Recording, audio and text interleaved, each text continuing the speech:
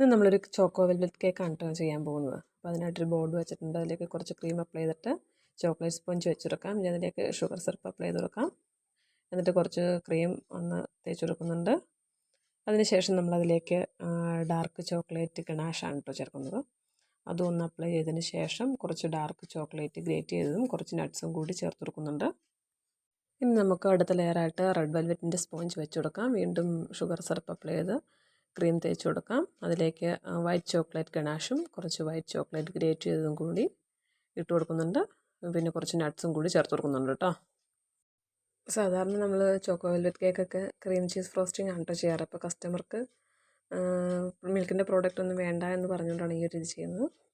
ഇനി നമുക്കടുത്തത് chocolate sponge വെച്ച് കൊടുക്കാം. വീണ്ടും ഷുഗർ സിറപ്പ് ആഡ് ചെയ്തിട്ട് ക്രീം അപ്ലൈ ചെയ്ത് കൊടുക്കാം. അതിലേക്ക് ചോക്ലേറ്റ് ഗണാഷും ചോക്ലേറ്റ് ഗ്രേറ്റ് ചെയ്ത് നട്ട്സും ഒക്കെ ചേർത്ത് കൊടുക്കുന്നുണ്ട് കേട്ടോ.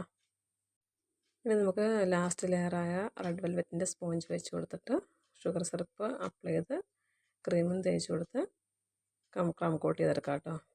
ഇതൊരു 1 kg വരുന്ന കേക്കാണ് കേട്ടോ. അപ്പം സ്പോഞ്ചിന് അത്യാവശ്യം തിക്നെസ് ഉള്ളതുകൊണ്ട് ഞാനത് 4 ലെയർ ആക്കിയതാണ്. നിങ്ങൾക്കിത് 3 ലെയറിലും ചെയ്തെടുക്കാം കേട്ടോ 1 kg. അപ്പോൾ ഇത് ക്രം കോട്ട് ചെയ്തതിന് ശേഷം ഓവർനൈറ്റ് നമ്മൾ ഫ്രിഡ്ജിൽ വെച്ച് കൊടുക്കുന്നുണ്ട് കേട്ടോ. അപ്പോൾ അടുത്ത ദിവസം എടുത്തിട്ടാണ് ഫൈനൽ കോട്ടിംഗ് ഒക്കെ ചെയ്യുന്നത്.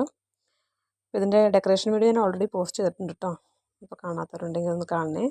എൻ്റെ വീഡിയോ ഇഷ്ടപ്പെടുവാണെങ്കിൽ സബ്സ്ക്രൈബ് ചെയ്യണേ. ലൈക്ക് ചെയ്യാനും കമൻറ്റ് ചെയ്യാനും ഷെയർ ചെയ്യാനും മറന്നു പോലെ. അപ്പോൾ നമുക്ക് അടുത്ത വീഡിയോയിൽ കാണാം. Okay, by.